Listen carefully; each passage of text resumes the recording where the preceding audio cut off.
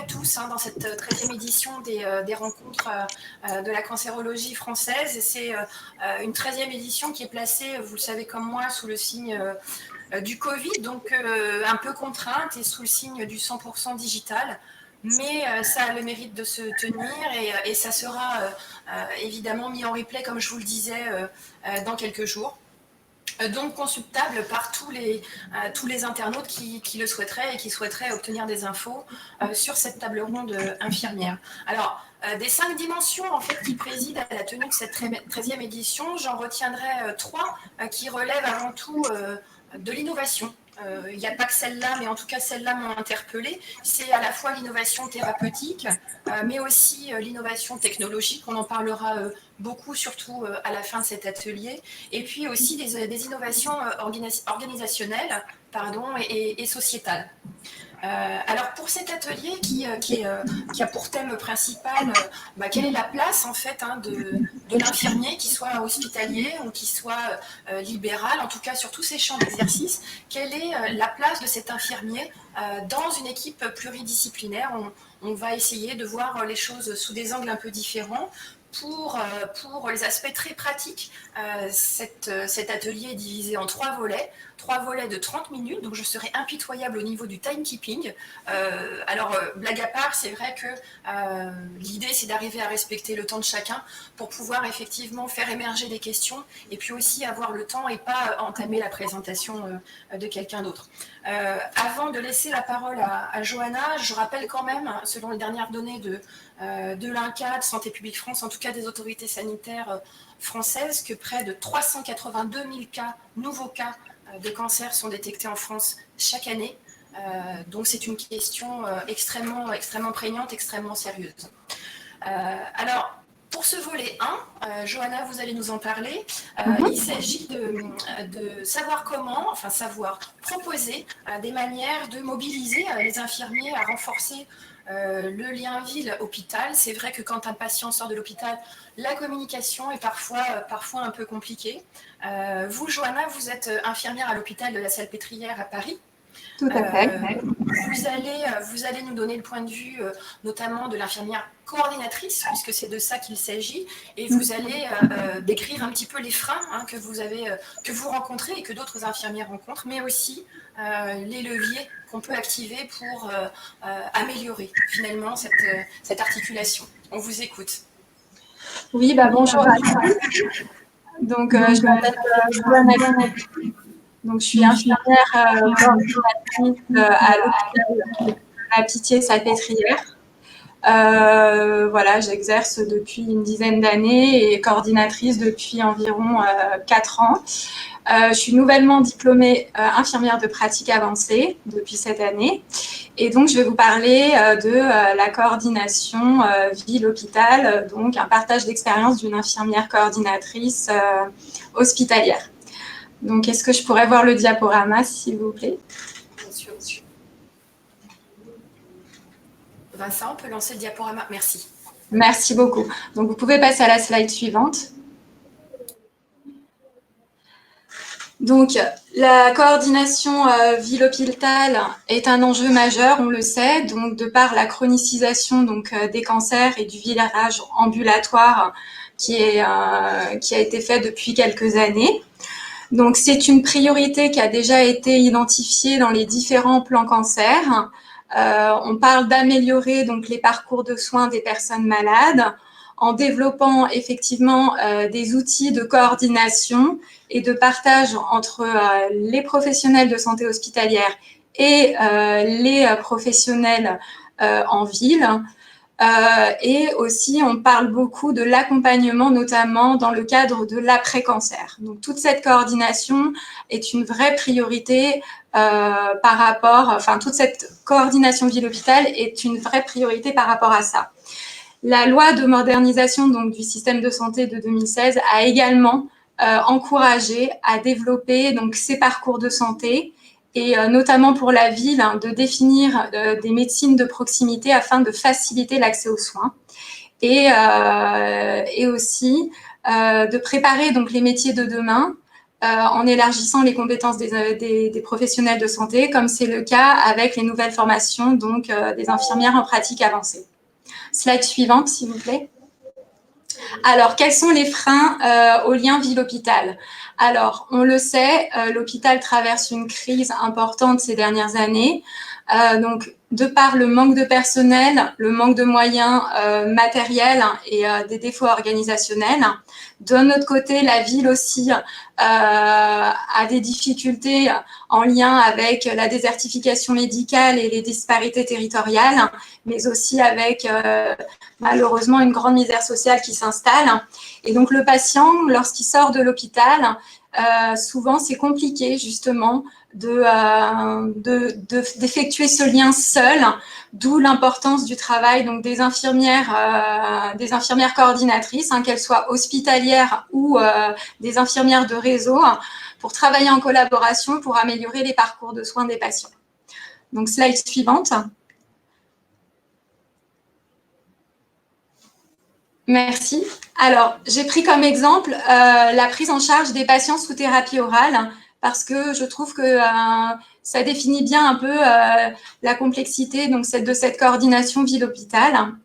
Donc, le rôle des infirmières de coordination hospitalière dans le cadre de la prise en charge des patients sous thérapie orale, c'est effectivement d'évaluer l'observance des patients, d'anticiper et de gérer donc, les effets indésirables de ces nouvelles molécules et de permettre aux patients d'accéder plus facilement à des soins de support.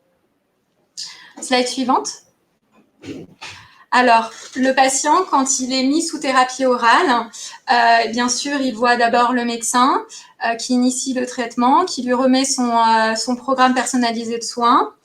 Et il lui remet aussi des ordonnances de traitement de support pour pouvoir pallier aux effets indésirables des traitements. Puis il rencontre une infirmière d'annonce qui va réévaluer les besoins des patients dans toutes ces dimensions, donc psycho, socio, physique. Elle va réexpliquer, reformuler avec le patient ce qu'il a compris de la consultation médicale, reprendre avec lui les différents effets indésirables, lui donner beaucoup de conseils au niveau hygiéno-diététique et l'orienter déjà à ce niveau-là vers des soins de support qui soient intra- ou extra-hospitaliers. Puis le relais est donné donc à la coordination des thérapies orales. En tous les cas, nous, ça se passe comme ça à la Pitié-Salpêtrière, qui effectue donc un suivi présentiel et téléphonique. Alors, c'est surtout, bien sûr, un suivi téléphonique parce qu'on évite au maximum de faire revenir le patient à l'hôpital. Et bien sûr, elle gère les urgences si besoin. Donc, le patient, du coup, est remis... du coup, en fait, le parcours continue avec les acteurs de la ville. Slide suivante. Alors, la consultation d'annonce infirmière, j'ai fait un focus dessus parce que c'est le moment où l'infirmière d'annonce rencontre le patient et telle une enquêtrice va essayer justement de comprendre comment en fait le patient, quels sont les acteurs qui peuvent interagir en fait en ville dans sa prise en charge. Donc c'est le médecin traitant, c'est aussi l'infirmière libérale quand le patient en a une. C'est l'entourage du patient, c'est les laboratoires. Il faut qu'on connaisse, dans le cadre de la prise en charge des patients sous thérapie orale, il faut qu'on sache où va le patient au laboratoire, à quelle pharmacie pour la délivrance du traitement, et si le patient bénéficie a un réseau de santé déjà mis en place ou une HAD. Et tous ces éléments doivent être incorporés dans le volet informatif du PPS. Slide suivante. Donc, l'infirmière de coordination récupère toutes ces données et vont être très utiles justement dans ces liens qu'elle va élaborer avec les acteurs de la ville. Donc, on a identifié quels étaient les acteurs de la ville, mais d'un autre côté, il faut aussi que les acteurs de la ville identifient une personne un peu référente vers qui se tourner à l'hôpital, parce qu'on sait qu'à l'hôpital, il y a beaucoup de numéros de téléphone, il y a beaucoup beaucoup d'interlocuteurs possibles, et c'est bien d'avoir une personne qui est identifiée. Donc nous, ce qu'on fait lors de la mise en place des patients sous thérapie orale, c'est qu'on envoie un courrier au médecin traitant pour l'informer qu'il y a un suivi infirmier donc qui va être assez régulier en précisant donc nos coordonnées, notre numéro de téléphone, notre adresse mail, voilà, pour être visible et que les acteurs de la ville puissent aussi nous identifier et se référer à nous si nécessaire pour qu'on transmette aussi les informations aux oncologues si besoin. On leur remet également une fiche explicative sur le traitement parce qu'il y a énormément de thérapie orale et donc du coup, c'est important qu'ils sachent un petit peu identifier quels sont les effets indésirables qu'il pourra être amené à rencontrer si le patient vient le voir en consultation. Ensuite, il y a beaucoup d'appels téléphoniques, donc on travaille en collaboration avec les différents acteurs, donc en prenant contact régulièrement avec eux. Donc c'est l'infirmière libérale pour évaluer l'observance du patient, c'est la pharmacie d'officine pour la délivrance du traitement, pour expliquer aux patients les différentes interactions médicamenteuses. C'est bien sûr le laboratoire parce qu'on a besoin d'avoir identifié le laboratoire, comme je vous l'ai dit, par rapport aux analyses qu'on reçoit pour donner les OK des traitements. Et c'est enfin les réseaux et l'HAD, comme je vous l'ai spécifié. On peut être amené aussi à mettre en place des projets de vie dans lesquels on s'implique avec les réseaux de santé, notamment les réseaux territoriaux, et tout ça pour améliorer effectivement la qualité de vie et la sécurité de la prise en charge des patients, et aussi dans le cadre de l'amélioration de l'accès aux soins de support. Alors, est-ce que vous en avez terminé, Johanna? Comment? Vous en avez terminé, Johanna? Oui, j'ai fini, oui. Donc, merci beaucoup. Merci beaucoup. Alors, on a bien compris en fait cette nécessité bilatérale d'identifier les référents, que ce soit côté hôpital et puis côté effectivement ville, lorsque patient sort de son hospitalisation. Catherine Joquemance-Moren, vous êtes infirmière libérale à Joigny dans le Lyon. Cette sortie de l'hôpital, effectivement, elle n'est pas toujours facile, tant au niveau de la coordination, mais aussi au niveau finalement de qui on va laisser venir voir le patient, qui va aller voir le patient. Est-ce que c'est une infirmière de HAD, est-ce que c'est une IDEL? Les débats sont parfois un petit peu compliqués. Comment le positiver, ce débat? Alors oui, c'est bien la question. Comment le positiver? Déjà, je remercie Johanna pour sa présentation qui est idyllique. J'ai envie de dire ça, ce serait vraiment ce dont on rêve depuis des années dans un monde parfait. Sauf que sur le terrain, moi je suis infirmière à domicile depuis bientôt 30 ans, donc j'ai vu un petit peu toute l'évolution et l'arrivée des HAD, les prestataires de services aussi, qui sont pour tout ce qui est du domaine de la cancérologie à ne pas négliger parce que ils ont un rôle important aussi, à la fois dans la prise en charge, les sorties d'hôpital, le retour à domicile et le lien ville-hôpital, puisque très souvent, j'ai envie de dire, ils font la pluie et le beau temps. Bon, ça c'est des fois un peu difficile de prendre un peu de recul et de se dire bon, essayons d'objectiver et de voir qu'est-ce qu'on pourrait et comment on pourrait améliorer les choses. Donc vraiment, votre rôle, Johanna, est primordial. Je pense que je vous remercie d'essayer de faire en sorte qu'on ait des infirmières de coordination un peu dans tous les centres hospitaliers et particulièrement ceux qui gèrent la cancéro. Donc, vous êtes à la Salpêtrière, mais nous, on travaille beaucoup. Moi, je suis dans une ville de 10 000 habitants à égale distance entre Paris et Dijon. Et je peux vous dire que les différences de prise en charge, elles sont vraiment énormes. Selon d'où sortent les patients et s'il y a effectivement une infirmière coordinatrice ou pas. Et après, comment se fait la communication. Voilà, moi, ce que je déplore malheureusement, pour prendre le cas des patients sous thérapie orale, et par expérience de ma petite expérience, mais bon, je sais qu'au niveau de mes collègues, c'est un peu la même problématique, c'est qu'on a très peu d'infos à la sortie, qu'on est obligé d'aller à la pêche aux infos, qu'on n'a aucune prescription. Naturellement, on n'a pas le dossier médical. J'y reviendrai un petit peu après sur les outils qu'on pourrait développer naturellement, qui pourraient nous être très, très utiles pour ces prises en charge. Et quand je pose naïvement la question, mais vous n'avez pas une prise de sang, un suivi, une biologie à faire, une NUM, quelque chose, la personne me regarde en disant non, on m'a rien demandé. Et je peux vous dire qu'on a des personnes sous traitement oral au long cours sans aucune surveillance biologique. Bon, je suis un petit peu stupéfaite, mais c'est comme ça. Je suis même pas sûre que le médecin traitant lui-même ait les infos. Enfin voilà. Donc c'est des personnes qu'on lâche un peu dans la nature avec un traitement quand même important, avec une thérapie orale qui n'est pas sans effet secondaire. Et puis derrière, s'il y a quoi que ce soit, nous, et là je vous parle de cas de personnes chez qui je vais tous les jours pour d'autres problèmes. Donc ça veut dire qu'on pourrait tout à fait imaginer que si je dois faire un INR tous les 15 jours, je pourrais faire un bilan en même temps. Je peux aussi avoir un dossier et avoir une surveillance, puisque c'est des pathologies, des personnes avec des pathologies multiples pour lesquelles on est amené aussi, nous, à devoir savoir qu'il y a cette thérapie, ce qui peut avoir une incidence sur son état de santé général. Et ce qu'on dit toujours, c'est que nous, on est dans une prise en charge globale de la personne.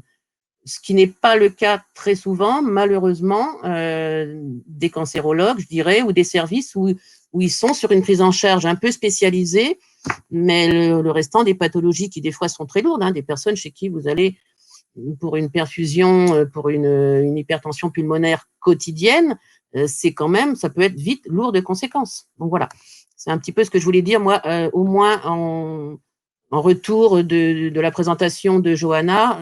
Si je peux revenir après, j'ai d'autres points sur lesquels j'aimerais bien aussi pouvoir m'exprimer. J'avais coupé mon micro. Bien sûr, Catherine, effectivement, il y a plusieurs des aspects de votre intervention qu'on va aborder, et notamment avec Lauriane juste après, sur cette fameuse prise en charge globale, puisque c'est, Lauriane, l'objet de votre présentation, notamment. Catherine, à ce moment-là, moi, ce que je vous suggère, c'est que vous interviendrez ensuite pour poser des questions sur effectivement les aspects qui vont être abordés par la suite, puisque là, on aura un petit peu de temps supplémentaire pour poser des questions tous ensemble. Voilà. Justement, Lauriane Desreux, vous êtes infirmière libérale à Vauvert dans le Gard. Vous êtes clinicienne également. Vous parlez de prise en charge holistique. C'est quelque chose qui est très, très présent dans votre présentation. Vous parlez de leviers de coordination à proposer et de finalement mise en place d'une espèce de maillage finalement avec les autres terrains d'exercice infirmier. Je vous laisse en parler mieux que moi. Merci. C'est pas ma présentation maintenant, si? Je suis perdue. Si, je peux commencer? D'accord. Oui, bien sûr. Donc, est-ce que Vincent qui va la lancer pour vous. D'accord, super. Donc, merci déjà pour l'invitation. Je vous avoue que ça m'a touchée qu'une infirmière libérale dans le sud de la France soit conviée. Donc, merci pour ça. Et je suis très honorée parce que de par ma profession, on va dire que la prise en charge du patient en cancérologie est au cœur de mon exercice. Donc, slide 1, s'il vous plaît. Donc, je pense que ma présentation ira complètement dans la suite de celle de Johanna. Donc, j'ai trouvé ça assez intéressant puisque suite à cette fameuse consultation d'annonce, nous, on va être amenés en tant qu'infirmière libérale à prendre en charge ce patient qui a reçu déjà la lourdeur de son diagnostic et qui n'a pas forcément tout compris concernant sa prise en charge thérapeutique et le suivi médical qui va y être associé. Donc nous, dans un premier temps, en tant qu'infirmière, on va devoir reprendre toutes ces informations avec lui et s'assurer de sa bonne compréhension. Ça va être pour nous l'occasion en fait d'instaurer une vraie relation de confiance et de se situer au cœur de cette prise en charge comme interlocuteur assez privilégié pour faire justement le relais entre les services spécialisés et ce qui se vit au domicile. L'infirmière sera donc amenée à évaluer tous les symptômes liés au traitement, à l'évolution de la maladie, mais aussi au vécu de ce patient au travers de son parcours. On sera là également pour soutenir son observance thérapeutique parce qu'il se peut que du fait de certains symptômes, il ait à des moments donnés envie d'arrêter tout simplement son traitement. On sera aussi en charge de s'assurer de cette qualité de vie pour ce patient dans cet environnement qui n'est pas forcément toujours idéal pour vivre sa pathologie. Et en tant qu'infirmière, nous serons donc amenés parfois à être le porte-parole du projet de vie de ce patient et de pouvoir en faire le retour à l'équipe de soins en service d'oncologie. Slide 2, s'il vous plaît. Donc pour nous, l'objectif de la prise en charge en cancérologie en ville sera avant tout de soutenir le patient et ses proches pour pouvoir vivre cette pathologie, l'accompagner dans tout ce que le cancer va provoquer en termes de changement, que ça soit au niveau corporel, psychologique, les relations intrafamiliales. Mais ça sera également sécuriser cette prise en charge et s'assurer qu'il n'y ait pas de difficultés et à certains moments donner justement une perte de confiance et une envie en fait d'arrêter le traitement. Donc l'infirmière devra s'assurer de coordonner cette prise en charge et de transmettre des informations essentielles entre le patient et le service de soins. Elle devra également anticiper tous les risques liés à l'évolution de la maladie et au traitement. Éventuellement, anticiper donc des réhospitalisations entre deux cures et en cas d'hospitalisation, privilégier des sorties d'hôpital assez satisfaisantes grâce justement à cette coordination ville-hôpital. Slide 3, s'il vous plaît. Donc, à travers ce schéma, j'ai voulu montrer en fait que l'infirmière libérale analyse toutes les ressources du patient et de sa famille. Et celui-ci, donc le patient reste au cœur de sa prise en charge, mais est pris dans une sorte d'engrenage avec tout un panel d'acteurs qui doivent rester en lien et surtout communiquer pour pas perdre de vue en fait la prise en charge de ce patient et maintenir sa qualité de vie, qui sera elle garante en fait de son suivi et du maintien de ses thérapeutiques. Slide 3, s'il vous plaît.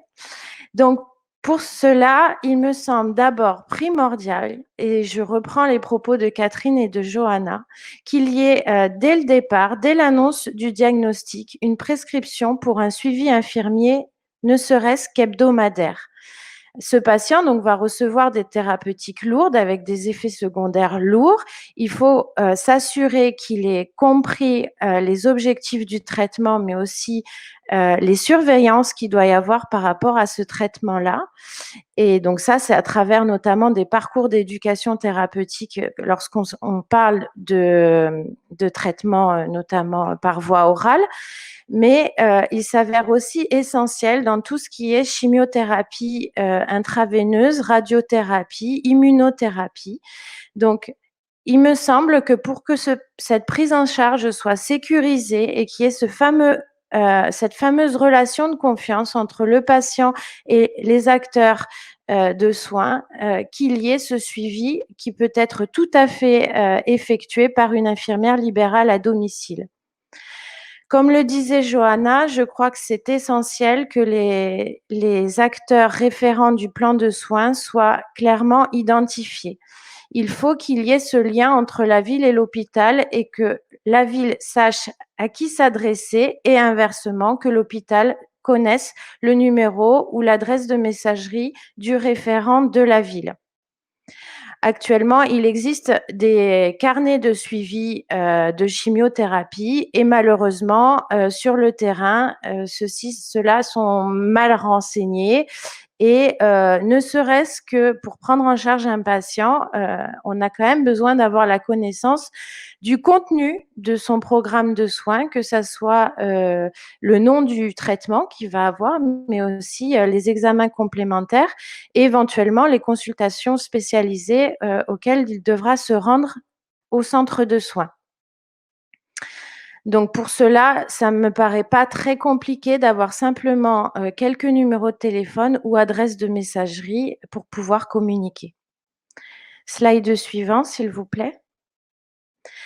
Pour assurer le suivi de ce patient en cancérologie de manière qualitative, il me semble qu'il faut que les professionnels de santé soient formés, soit à travers une expérience professionnelle antérieure, mais aussi à travers la formation continue.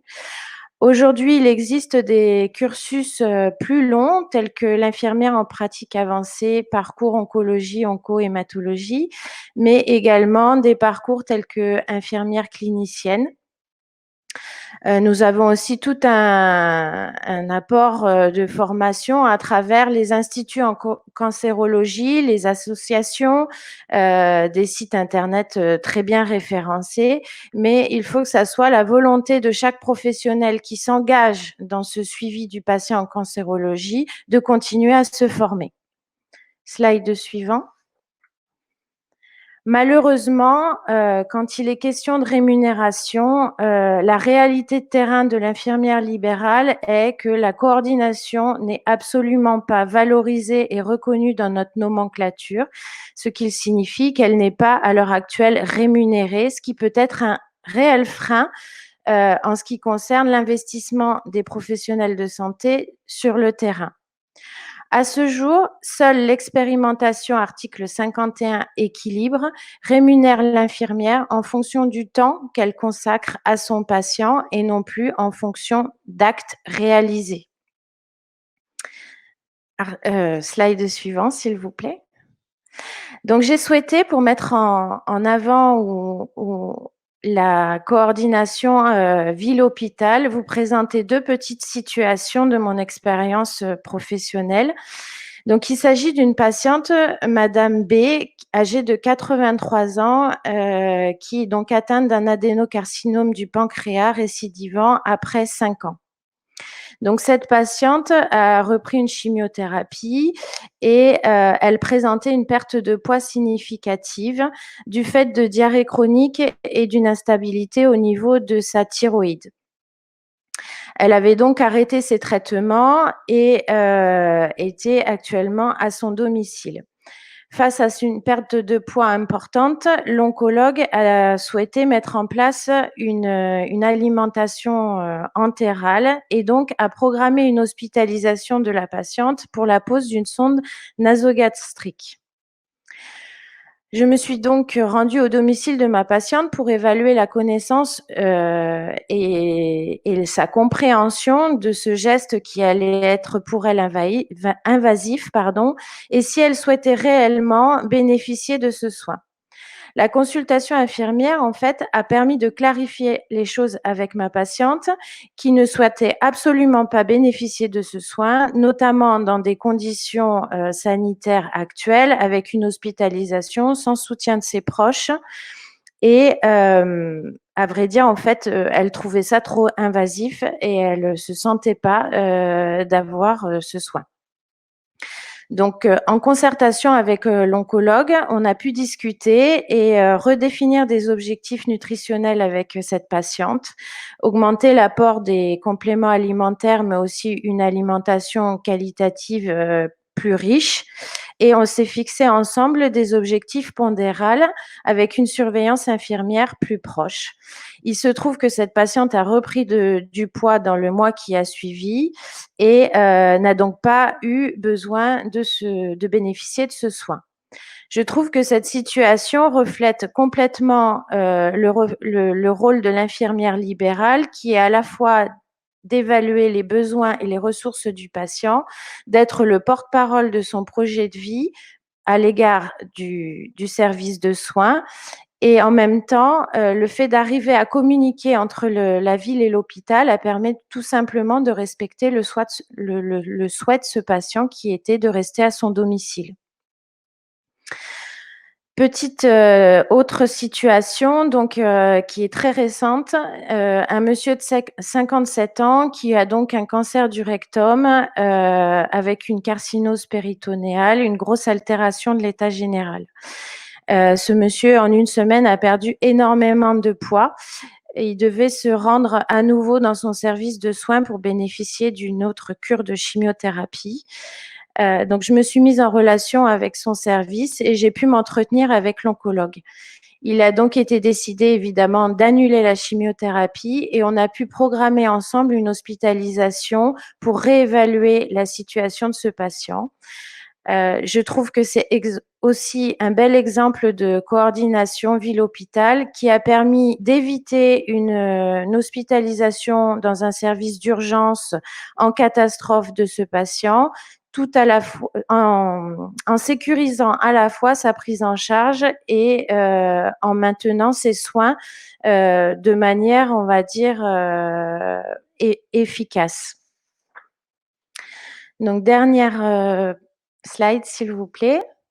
Donc, en conclusion, et vraiment, je renforce les propos de Johanna, c'est de dire que la coordination ville-hôpital doit être renforcée par l'identification des professionnels référents dès le début de la prise en charge du patient et la mise en place d'outils de communication utilisés par tous. Il me paraît essentiel que la surveillance clinique par une infirmière libérale doit être prescrite dès le départ car elle sécurise la prise en charge du patient et permet une meilleure transmission des informations le concernant. Et pour conclure, et ça, dans un futur proche, c'est vraiment quelque chose que je souhaiterais, c'est que les infirmières libérales soient conviées aux réunions de concertation pluriprofessionnelles dans les services, ce qui nous permettrait de mieux nous connaître et de mieux communiquer concernant ces patients et leur devenir et maintenir la qualité de vie de ces patients. Je vous remercie. Merci beaucoup, Lauriane, pour cette intervention très riche. On a bien compris, en fait, le rôle de terrain de l'IDEL, dont parlait Catherine, dont vous parlez vous-même, ce rôle de terrain qui permet aussi d'accompagner le patient dans les meilleures conditions, d'éviter des hospitalisations qui ne seraient pas adaptées, ou d'entreprendre des traitements qui ne seraient pas adaptés à la situation rencontrée. Et aussi, ce qui ressort de ce que vous dites, c'est effectivement cette coordination ville-hôpital qui est absolument nécessaire et qui ne peut pas, dont le patient ne peut pas faire l'économie dans son parcours pour avoir des soins de qualité.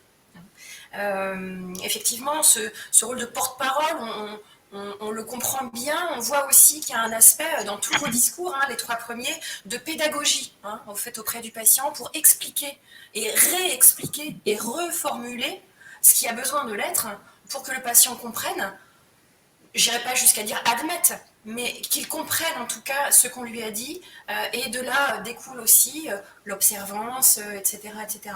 Alors, dans ce parcours de soins, on va passer au deuxième volet de notre atelier, les IPA, pour avoir une place tout à fait particulière. Alors, s'ils ont une place particulière, s'ils doivent en avoir une, laquelle, à quoi correspondent les missions d'un IPA dans ce parcours, quelles sont les spécificités et quels sont les outils nécessaires pour assurer ces missions d'IPA. Alors, Marguerite Nicodème et Guillaume Bonnet ont choisi des parcours tout à fait concrets pour nous faire part de leur vision des choses et du positionnement des IPA dans le parcours de soins, de leur vision des IPA dans le parcours de soins. Alors, honneur aux dames, puisque vous n'êtes que deux, je vais laisser la parole à Marguerite en premier. Marguerite, vous êtes IPA dans une unité plaie et cicatrisation à l'Institut Curie à Paris. Vous positionnez en fait l'IPA au carrefour entre formation, clinique, recherche, leadership et surtout comme un garant en fait du lien avec les acteurs médicaux et les autres acteurs paramédicaux. Et vous proposez de vous pencher sur la téléconsultation en oncologie. Je vous laisse en parler. Bonjour à tous et merci de me donner la parole aujourd'hui dans ce parcours. Et je veux bien le début de ma présentation. Donc, en effet, je suis infirmière en pratique avancée depuis un peu plus d'1 an à l'Institut Curie et on met en place finalement progressivement nos parcours de soins pour le suivi des patients. Et je veux bien la slide suivante. Pour remettre un peu les choses dans leur contexte, en introduction, un peu pour parler de la pratique avancée. Donc, pour être infirmière en pratique avancée, ça nécessite d'avoir 3 ans d'expérience minimum pour exercer. Donc, c'est bien un diplôme d'État qui va nous permettre d'exercer, qui est de grade Master 2. Et ce diplôme d'État, on l'obtient au bout de 2 ans d'études, avec une première année de tronc commun et la deuxième année où on va choisir une mention. Donc, il existe 4 mentions, donc pathologie chronique stabilisée, oncologie et hématologie et hémato-oncologie, donc ce dont on va parler aujourd'hui, néphrologie, dialyse et transplantation rénale, ainsi que santé mentale et psychiatrie qui est sortie il y a un peu moins longtemps. Donc, pour exercer en tant qu'infirmière en pratique avancée, c'est important d'écrire un protocole d'organisation. Ce protocole d'organisation va permettre d'encadrer notre activité et de définir un peu un profil de patient qu'on va suivre et dont le médecin va nous confier le suivi. L'infirmière en pratique avancée, elle va avoir des compétences élargies. Elle va pouvoir prescrire certains examens complémentaires, renouveler certains traitements en adaptant des posologies et elle va réaliser en fait le suivi des patients stabilisés en alternance avec le médecin référent. On peut passer à la slide suivante. Donc, quelles sont un peu les grandes missions de l'infirmière en pratique avancée? Donc, ces grandes missions, elles vont s'articuler beaucoup autour de la clinique, puisque finalement, c'est la clinique qui va permettre d'alimenter les autres missions de l'infirmière en pratique avancée. Donc, comme je vous le disais, l'infirmière en pratique avancée, elle va suivre en autonomie des patients stabilisés, en associant à son activité des actions d'éducation, d'orientation, de dépistage. Et cette clinique va alimenter la recherche pour mener des projets de recherche, pour réaliser des publications, des posters pour valoriser son activité. Elle va également pouvoir former ses pairs via des enseignements, en communiquant à des congrès, et puis participer aussi à des actions de leadership à l'aide d'évaluation de pratiques professionnelles, de réflexion éthique, et puis en participant aux évolutions et innovations en santé.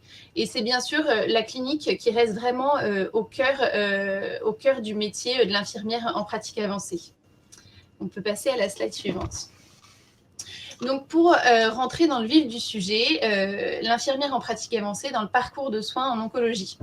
Donc, il y a tout d'abord, et on en a déjà parlé précédemment, le dispositif d'annonce qui est vraiment un moment très important où finalement, il y a le patient qui est au centre, le médecin qui va réaliser l'annonce et les infirmières qui réalisent également la consultation d'annonce avec la reformulation, l'éducation pour le traitement qui va être mis en place. Et bien sûr, il y a beaucoup d'autres intervenants qui vont interagir, comme par exemple le pharmacien, les soignants de ville, le médecin traitant, etc. On n'a pas besoin forcément d'être infirmière en pratique avancée pour participer à ce dispositif d'annonce, puisque il y a déjà un bon nombre de parcours de soins qui sont en place avec des infirmiers.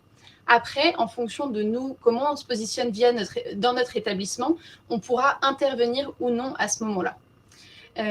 On peut passer à la slide suivante.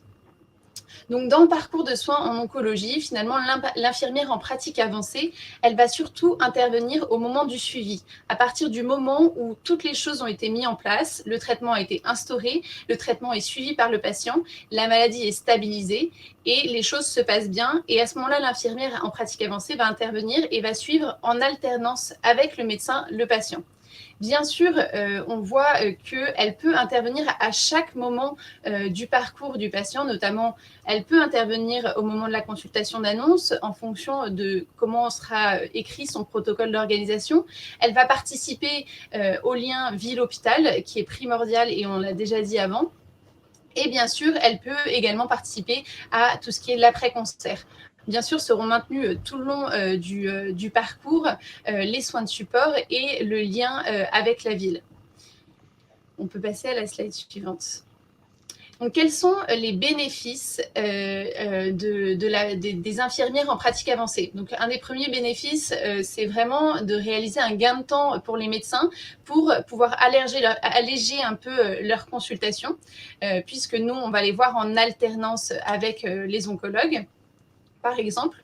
Ça va permettre également de renforcer la pluridisciplinarité et la communication entre les différents professionnels, puisqu'on apprend à travailler différemment, à se mettre à différents endroits du parcours où on n'avait pas forcément l'habitude d'être. Et avec ces compétences élargies, bien sûr, on se forme de manière continue. Et donc, ça renforce vraiment ce lien avec les différents professionnels.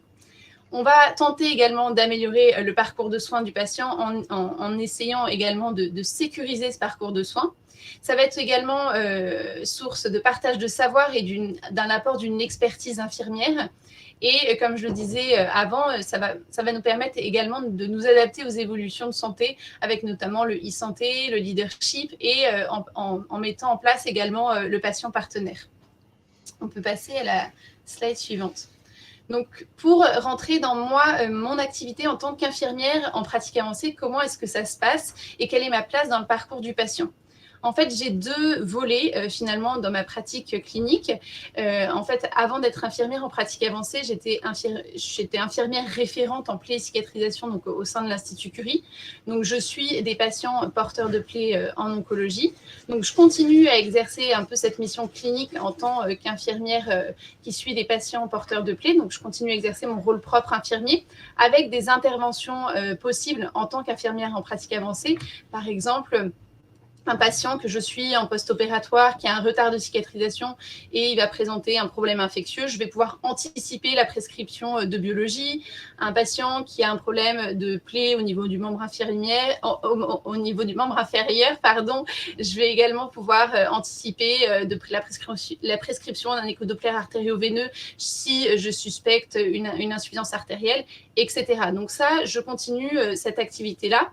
Et je mets en place également des consultations de suivi. Et donc là, j'ai ciblé en fait dans le parcours des suivis de patients âgés, donc au-dessus de 70 ans, des patientes qui ont un cancer du sein et qui sont stables sous traitement oral, avec comme caractéristique le fait qu'elles puissent être porteuses de plaies. En fait, l'objectif, c'est que je puisse associer mon expertise infirmière que j'ai acquérie avant d'avoir mon diplôme et également mes nouvelles compétences et que j'ai eues avec ce diplôme. Parce que ce qui est important, c'est que même si je suis infirmière en pratique avancée, je reste avant tout une infirmière, ça reste mon cœur de métier et ce qui est important, c'est d'associer vraiment les deux. Donc, slide suivante. Donc, en effet, je voulais vous parler de la téléconsultation, puisque avec la période du Covid qu'on a eue et nos patients qui sont fragiles en cancérologie, on a essayé de mettre en place ces téléconsultations. Donc, on débute progressivement, donc avec bien sûr des choses difficiles et des choses plus ou moins faciles.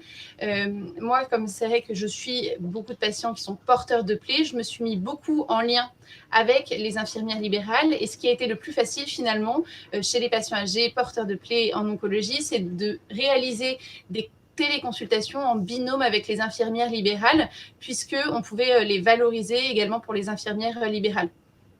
Donc, les points positifs, c'est que ça permet de sécuriser le patient, surtout chez des patients qui ont peur de venir à l'hôpital dans ces périodes-là et pour qui on peut essayer d'éviter des allers-retours inutiles.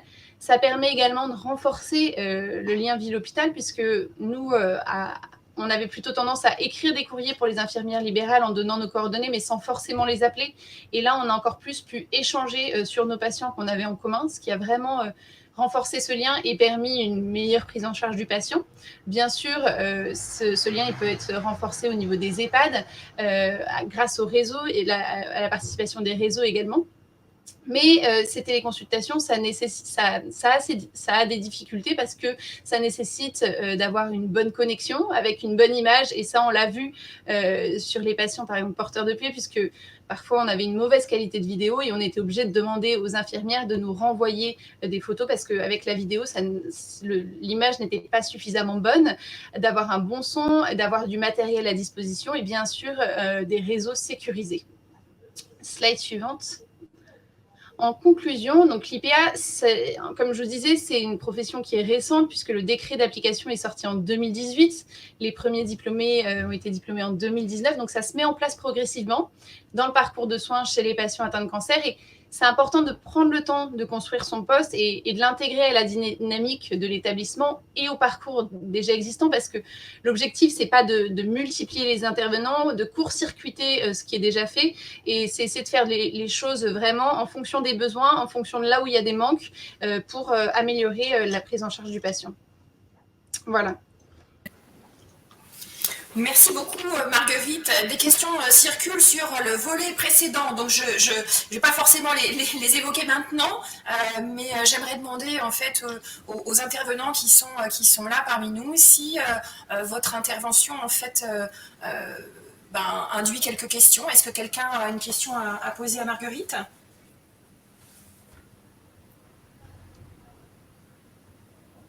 Moi j'en ai une, alors je vais la poser.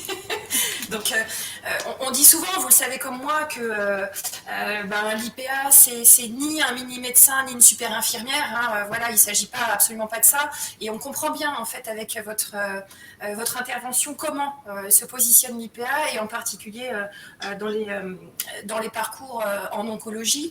Moi ce que je retiens aussi par ailleurs, hein, c'est alors outre vos compétences élargies, hein, encore une fois qu'on a très bien comprises, c'est aussi la même chose que ce que disait Lauriane, ce que disait Johanna, ce que disait Thérèse, pardon, pas Thérèse, excusez-moi, Catherine, c'est finalement ce relais sur le terrain de l'infirmière libérale. Je pense au play que vous évoquiez tout à l'heure, où il y a besoin finalement d'une image assez fine et donc il faut rappeler l'acteur de terrain pour que finalement cette coordination se fasse parfaitement bien. Je crois que vous êtes unanime sur le sujet finalement. Donc voilà, alors c'est pas vraiment une question, mais en tout cas c'est une remarque et je constate que les discours sont quand même traversés par un tronc commun évident. Tout à fait, c'est vrai que je pensais quand Lauriane était en train de faire sa présentation en disant que les soignants libéraux au domicile étaient vraiment des interlocuteurs privilégiés. Je pense qu'elle a tout à fait raison et il ne faut pas les négliger. Et notamment, il y a plein d'autres intervenants au domicile comme les kinés, les pédicures podologues ou autres qui vont être des interlocuteurs. Et en fait, on va vraiment dans ce sens-là à essayer de favoriser ce lien. Et bon, je pense qu'on est tous d'accord avec ça et on sait qu'on a plein de progrès à faire dans ce sens. Alors vous avez raison à favoriser ce lien et en même temps sans multiplier exagérément les interlocuteurs, ce qui rendrait finalement les choses assez incompréhensibles et pour les soignants je crois et pour les patients surtout. Voilà. Guillaume, merci aussi d'être avec nous. Guillaume Bonnet, vous êtes IPA au CHU d'Amiens, IPA oncologie médicale et onco-hématologie. Vous aussi, vous placez l'IPA au cœur finalement des interfaces entre les différents professionnels de santé, du soin en tout cas, non médicaux, paramédicaux. Vous avez fait un focus sur l'oncogériatrie et je crois que vous avez choisi 3 exemples de parcours patients pour illustrer ça. C'est à vous. Oui. Je peux voir, on peut voir les diapos. Voilà. On va passer à la slide suivante. Donc, en fait, je vais vous présenter un modèle d'implantation qui montre, qui s'inscrit dans une approche plutôt populationnelle de la pratique avancée, où c'est plutôt centré sur le patient âgé avec cancer. Donc, l'IPA intervient, bien entendu, tout au long du parcours de soins, comme l'a évoqué Marguerite, surtout en termes de suivi. Moi, j'interviens tout de suite après l'annonce de diagnostic médical, notamment s'il y a une évaluation onco-gériatrique qui est demandée à ce moment-là, puisque j'intègre en fait mon suivi gériatrique en plus du suivi oncologique ou onco-hémato. À ne pas aussi négliger les aspects de prévention et de promotion de la santé. Je l'ai mis en début de parcours, mais c'est aussi tout au long du parcours, et je pense que c'est un champ que l'IPA doit aussi plutôt investir, tout en n'oubliant pas aussi, donc c'est 70% au moins de son temps de l'activité clinique, mais aussi, comme l'a évoqué Marguerite, il y a aussi des activités afférentes comme l'activité de recherche, donc qui peuvent être associées à l'activité clinique, par exemple par l'inclusion de patients dans un essai clinique médical ou un protocole de recherche, de recherche infirmière.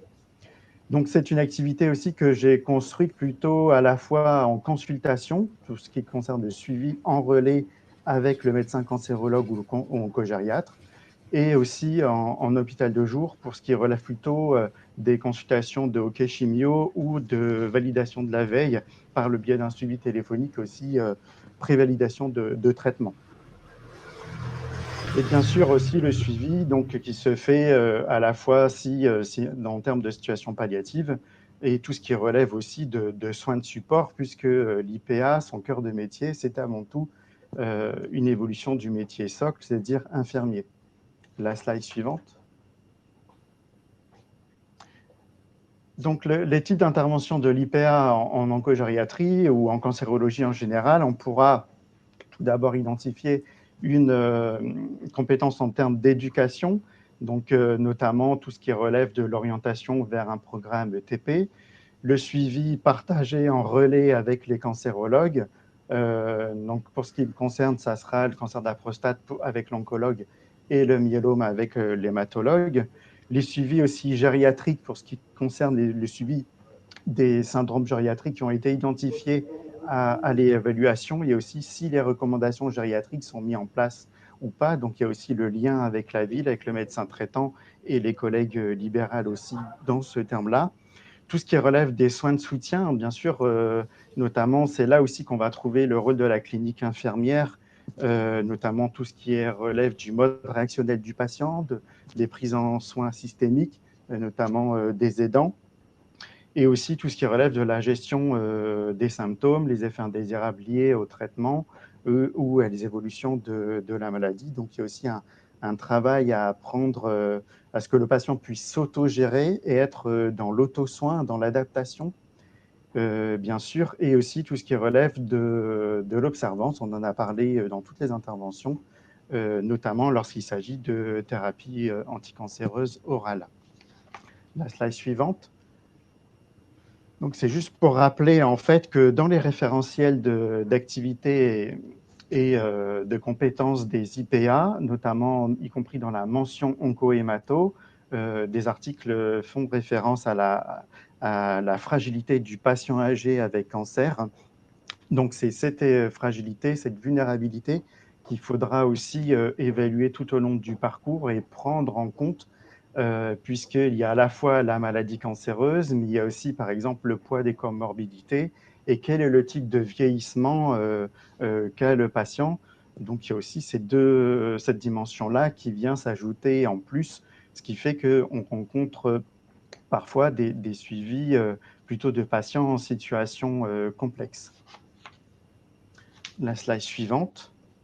Donc, en fait, pour m'implanter en tant qu'IPA, donc en fonction des besoins qui ont été identifiés et aussi de la file active des patients, donc 3 parcours ont été identifiés. Donc, un parcours en oncologie, c'est plutôt les patients atteints d'un cancer de la prostate métastatique, donc plutôt à un stade évolué parce que c'est à ce moment-là que les oncologues vont les voir. En amont, quand c'est plutôt localisé, ce sont les urologues, mais les urologues ne sont pas signataires de mon protocole d'organisation. En oncohématologie, donc les patients atteints de myélome, le myélome qui est plutôt une pathologie aussi du sujet âgé, et en activité transversale qui sera l'évaluation et le suivi des patients âgés, fragiles, atteints de cancer. Donc, ceci s'inscrit dans le cadre d'un protocole d'organisation. Je rappelle que le protocole d'organisation, c'est ce qui encadre l'activité médicale dérogatoire. Donc, c'est qu'une partie de l'action et des missions de l'IPA. La slide suivante. Donc, pour ce qui concerne les patients atteints de cancer de la prostate, la population cible, puisque c'est celle-là qui est vue par les oncologues, ce sont les patients métastatiques qui soient résistants ou sensibles à la castration. Donc, des patients qui auront plutôt des traitements anti-hormonaux de deuxième génération ou de traitements de type chimiothérapie, comme le Taxotere par exemple. La slide suivante. Donc, afin de savoir qui fait quoi, et surtout de comprendre les missions de l'IPA, notamment puisque c'est un nouveau métier. Alors, On peut avoir différents types de médecins qui vont plutôt nous être très favorables au transfert d'activité, mais on a quand même, nous, un périmètre de compétences qui est bien défini par le décret. Et aussi, comme c'est un nouveau métier, pour bien expliquer, ce qu'il a fallu, c'est de bien détailler les parcours.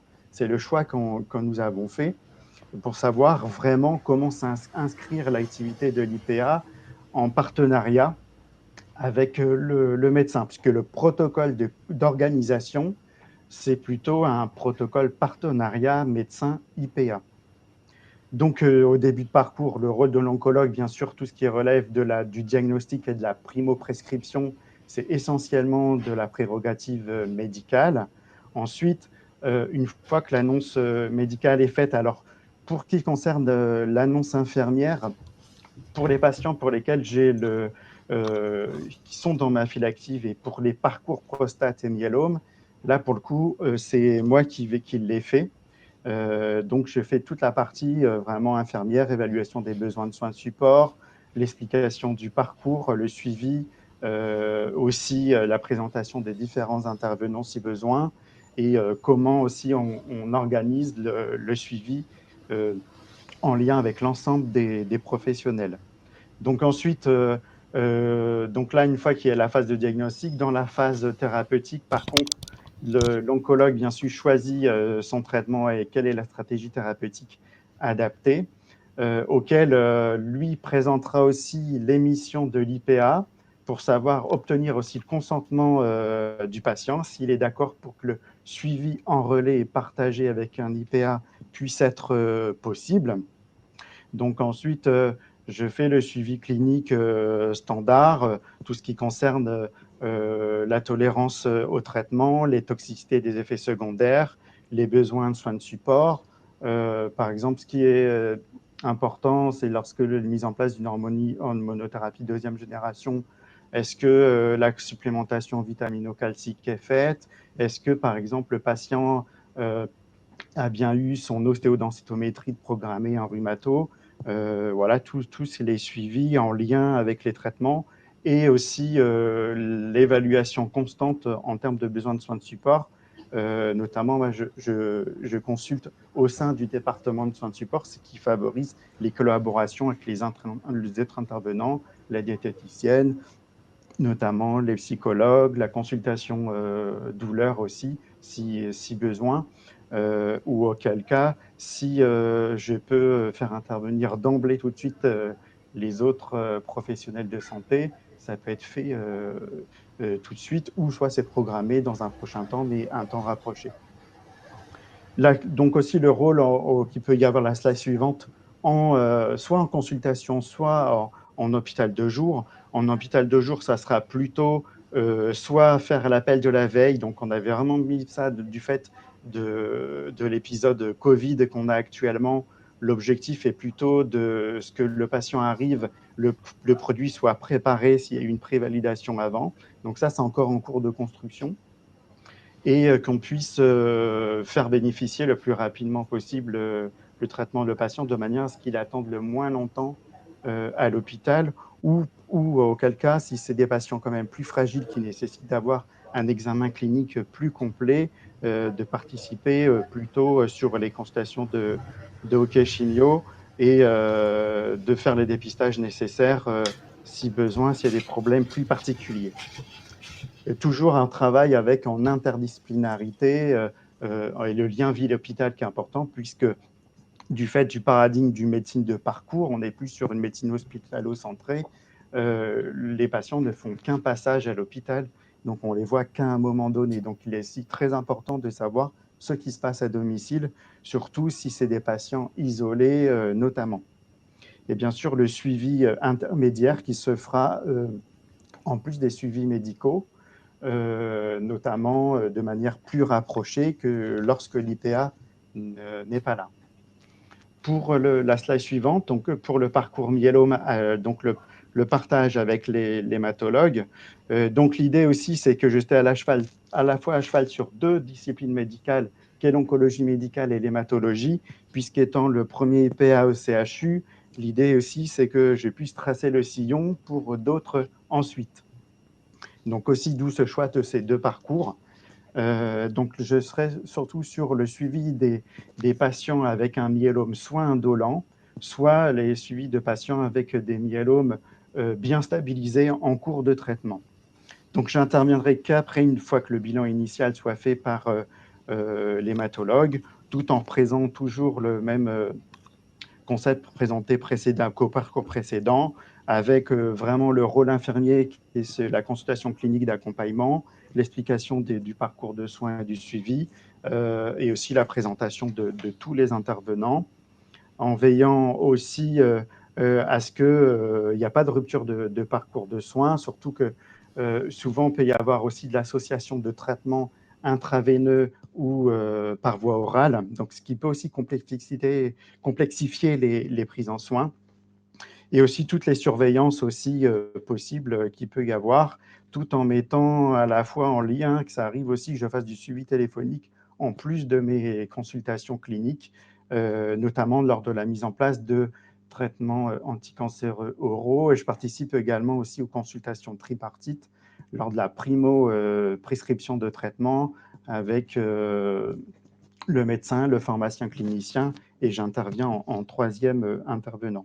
Donc, toujours le suivi post-thérapeutique aussi, notamment rechercher les signes de rechute clinique, biologique ou radiologique, ou s'il y a des complications, que ce soit dans les deux parcours, par exemple, si bien sûr, je vois qu'à l'auscultation, dans les plaintes du patient, qu'il y a un risque, je ne sais pas ce qui peut être un risque de compression médulaire, par exemple, bien entendu, là, c'est hors champ de mon périmètre de compétences en tant qu'IPA, il s'agit d'une urgence. Donc là, j'oriente tout de suite vers le médecin compétent et référent. Et auquel cas, s'il n'est pas joignable, on a toute une procédure pour joindre soit l'hématologue d'astreinte ou soit l'oncologue d'astreinte dans ce genre de situation, ce qui a été bien notifié dans le protocole d'organisation. La slide suivante. Vincent, pardon de vous interrompre. Oui. Je crois que vous avez un troisième parcours à évoquer avec nous.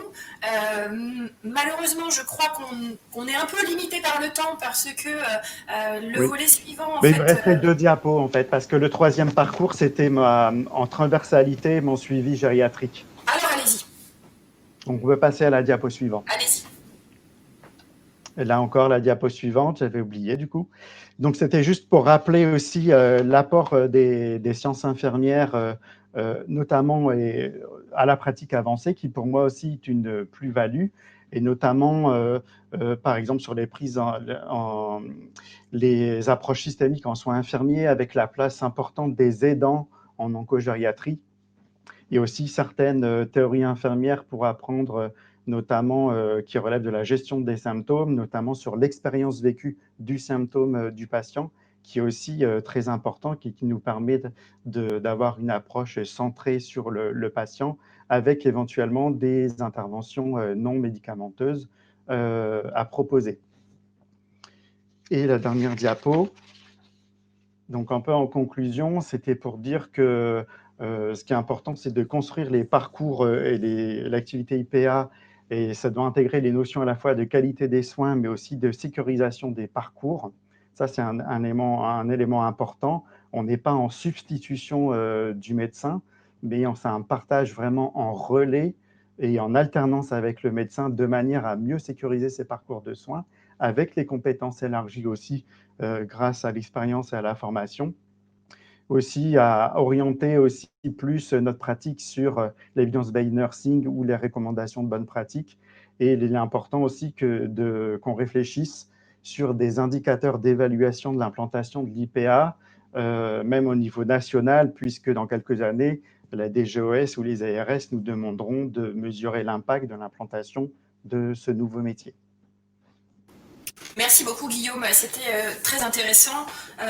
Moi je retiens de vos deux interventions en l'occurrence que finalement il y a un binôme, un réel binôme qui s'installe entre l'oncologue, l'oncogériatre en l'occurrence, et puis l'IPA. Voilà, qu'il n'y a pas de substitution bien évidemment, mais que travailler à la définition des périmètres pour permettre une articulation très fluide, en fait, fait gagner au patient finalement beaucoup de choses dans son parcours. Alors, on a beaucoup parlé de parcours patient, justement, de parcours patient complexe en cancérologie, qui nécessite énormément de compétences, de coordination, de pédagogie. Et ce troisième volet est vraiment, enfin, la transition est toute trouvée parce que je crois que tous les acteurs de soins finalement ont besoin de maîtriser ces enjeux. Et pour maîtriser ces enjeux, le virage numérique, qui a été pris sur pas mal d'aspects, finalement mérite d'être évoqué aussi en pratique infirmière. Alors quels en sont les objectifs et comment décider de construire un outil numérique ou de rénover un outil existant avec des éléments numériques. On va en parler dans ce troisième volet. On aura 2 intervenants pour le faire. On aura Thérèse Psuc qui a eu la gentillesse d'enregistrer une vidéo pour nous parce qu'elle ne peut pas être parmi nous, même en distanciel, pour raison de santé en ce moment. Et on aura Guillaume de Cormeil qui va nous en parler également. Alors, Thérèse Psuc, donc, dans sa vidéo, qui est une ancienne directrice des soins, aujourd'hui retraitée, est spécialiste du raisonnement clinique et de l'apprentissage au raisonnement clinique et de la construction des chemins cliniques. Ça, c'est une notion extrêmement importante. Mais en tout cas, je vous présente, vous, dans l'immédiat, vous êtes infirmier en réa au CHU de Toulouse. Vous avez également un Master 2 en sciences de l'éducation et doctorant, je crois, ou déjà, d'accord, doctorant en psychologie cognitive et également intervenant en IFSI pour tout ce qui est finalement ingénierie pédagogique, on va dire ça comme ça, pour regrouper sous une bannière un peu large votre rôle d'intervenant en IFSI. Alors, cette ingénierie pédagogique, finalement, elle touche aujourd'hui pas mal cette numérisation en fait des pratiques que vous distillez dans vos cours, elle touche finalement, enfin en tout cas elle vise un partage, enfin des bénéfices partagés à la fois pour les patients, mais aussi pour les soignants. On a vu qu'il était beaucoup question de co-construction, beaucoup question de formation tout au long de la carrière, de formation continue. Et je crois que vous avez beaucoup de choses à dire à ce sujet. Écoutez, merci beaucoup. Je vais partager mon média et pour aussi faire la transition donc sur l'intervention de Thérèse qu'on écoutera tout à l'heure. Et au vu de tout l'enchaînement de ces différents ateliers et des différents intervenants d'infirmières libérales, des infirmières de pratique avancée, finalement, pour ma part, donc pour compléter dans la présentation, effectivement, moi je travaille avec une société dans le cadre de ma thèse, qui est la société Sim4Health, qui travaille c'est un éditeur tout simplement de formation pour les médicaux, professionnels de santé, paramédicaux, en réalité virtuelle ou en simulation numérique. La simulation numérique, finalement, c'est de reproduire un environnement de soins en 3 dimensions pour immerger l'apprenant dans un contexte particulier. Et donc, globalement, quand on avait l'enchaînement avec Thérèse sur la participation et donc le côté numérique ou la numérisation des outils qui permettent, et donc on va voir que ce soit la formation des patients ou la formation des professionnels de santé, pour justement les accompagner dans ce virage qui, comme vous le repreniez, Anne, n'est plus un virage, mais en tout cas presque la fin de la boucle 360. On voit qu'il y a plusieurs intervenants et donc au vu des différentes interventions, nous avons vu qu'il y avait différents intervenants et différentes interventions qui devaient s'entremêler, qui devaient en même temps s'entremêler dans le sens de la prise en charge et pour une prise en charge optimisée du patient. Et donc, dans ce sens, pour la création d'une formation, si vous voulez, en numérique ou dans la création d'un logiciel qui permettrait le suivi des patients à domicile ou pour favoriser cet échange entre le réseau ville-hôpital ou aussi bien pour, simplifier les données entre un réseau ville-hôpital et puis ne serait-ce que pour éviter de les perdre, eh bien tout ça, il faut de la de la cohérence et donc un co-développement, une co-construction et la participation de différents acteurs. Et donc, dans ce schéma, j'ai voulu vous représenter effectivement le monde de l'enseignement, le monde de la ville, le monde de l'hôpital. Et donc, finalement, pour arriver dans ce virage numérique, nous avons besoin de tous ces intervenants. Et bien sûr, le patient doit être là pour la création. Un simulateur numérique pour la formation de professionnels de santé, par exemple, en formation initiale, si je dois parler de la prise en charge d'un patient ou de patients dans leur parcours et dans leur chemin clinique d'une prise en charge d'un AVC, eh bien, la société a fait appel au réseau France des patients AVC. Ça, c'est primordial puisque la société, finalement, il y a des développeurs informatiques, des artistes 3D, mais s'il n'y a pas de gens de terrain, que ce soit des professionnels de santé, donc comme ma part, ou des patients qui interviennent aussi dans la construction des logiciels, ferait que ces logiciels ne sont pas pertinents. Donc la littérature l'étaye bien, mais en tout cas, c'est cette société-là, et c'est une des seules sociétés en France, à inclure des patients dans la création aussi de ces supports. Et comme vous l'avez vu tout récemment avec les assises citoyennes de l'Agence numérique en santé, eh bien, c'est l'intervention de citoyens, de gens, d'utilisateurs, d'usagers qui vont avoir ces outils en main. Et donc, on se rend bien compte qu'effectivement, pour avoir justement, il y a certaines contraintes qui vont être liées à la mise en place de nouveaux outils, et donc pour pallier à ces freins, comme on pourrait dire, eh bien, il faut que les acteurs de terrain soient inclus. Donc, pour un outil qui soit à viser des usagers, il faut que les usagers soient inclus dans la création. Pour que des outils de formation soient pertinents pour les pairs, il faut qu'il y ait des professionnels de terrain qui soient inclus. Et donc, pour prendre en lien ce virage numérique qui va se durer dans le temps, eh bien, il faut inclure plusieurs personnes. Et comme je le disais, alors on l'a vu là, mais il aurait dû apparaître différemment, mais en tout cas, il y a certains freins. Et donc, comme l'acculturation, effectivement, il y a des jeunes professionnels, des moins jeunes professionnels, des usagers qui sont tout jeunes et donc d'autres plus âgés. Il faut qu'il y ait une acculturation au domaine numérique, puisque le numérique, au sens large, il y a quelques années, voire 10 ans en arrière, faisait peur dans la formation, faisait peur. Est-ce qu'à l'heure actuelle, mettre ces données de santé pour un suivi personnalisé de l'insuffisance cardiaque, de la diabétologie ou de la cancérologie, finalement, il y a 10 ans, on ne le pensait pas, alors qu'actuellement, c'est, j'ai envie de dire, des sociétés qui sont en vogue.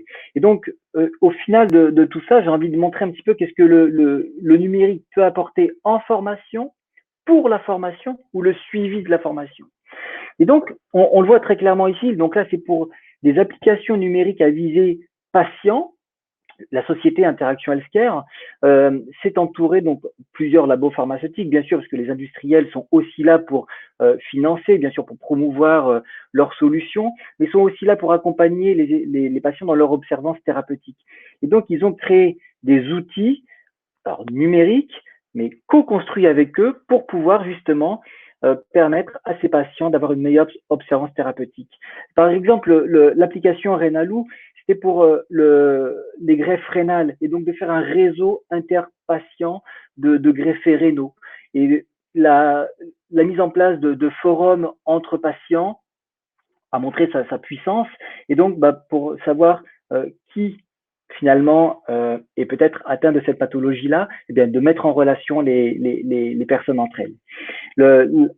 Typiquement, il y a aussi ces GACIT, donc là, effectivement, sur la formation de la consultation téléphonique par des infirmiers dans le cadre de pathologies cancéreuses, qui a été développé par l'université, puisque dans le cadre de sa formation initiale et continue, l'université de Toulouse a un volet donc dédié au cancer, et donc a souhaité, à travers des serious games, former ces professionnels.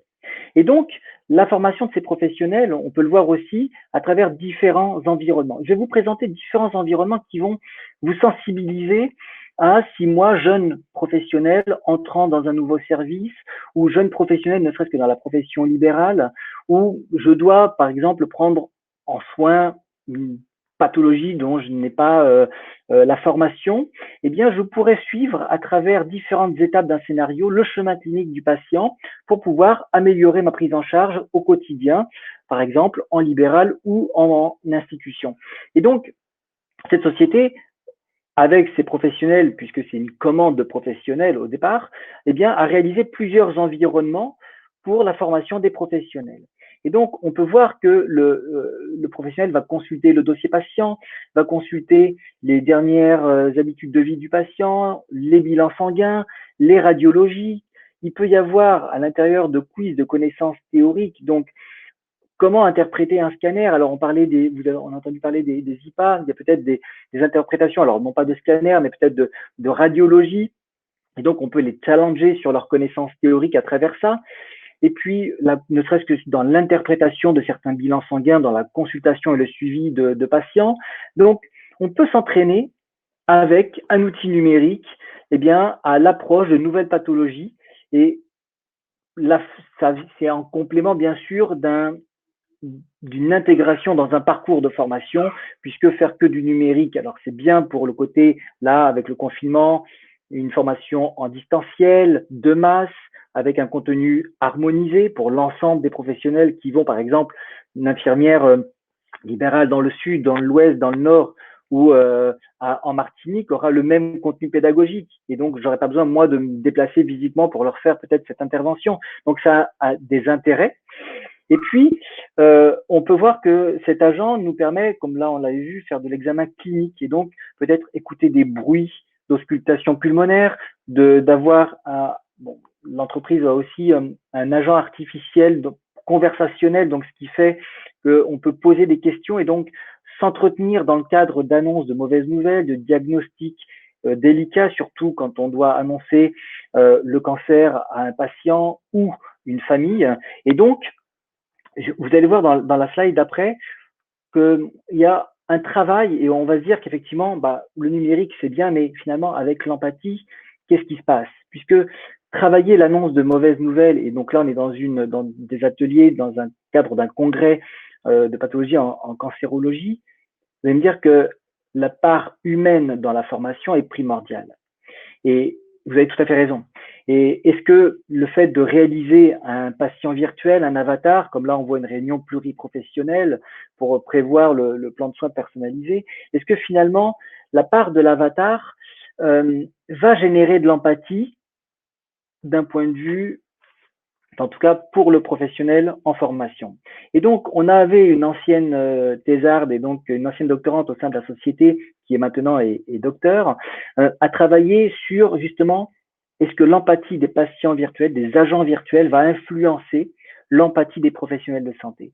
On voit bien que à différents serious games, comme on a vu tout à l'heure, où là, les traits très détaillés d'une patiente, eh bien finalement, ces travaux ont montré que ça avait le même impact qu'une formation avec des acteurs, par exemple, et que c'était très pertinent.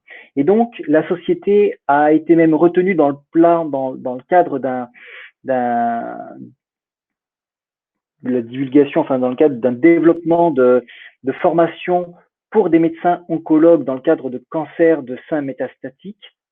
Alors là, effectivement, c'était dans le cadre d'un congrès à Singapour, mais d'avoir fait en formation en réalité virtuelle la part, et en tout cas la formation à l'annonce de mauvaises nouvelles des deux côtés. C'est-à-dire que le patient va pouvoir aussi, s'il le souhaite, voir comment le médecin va lui aborder et lui annoncer certaines annonces. Et puis le patient le médecin, quand il va annoncer ou choisir les phrases qu'il va devoir employer, va voir la réaction des patients en face.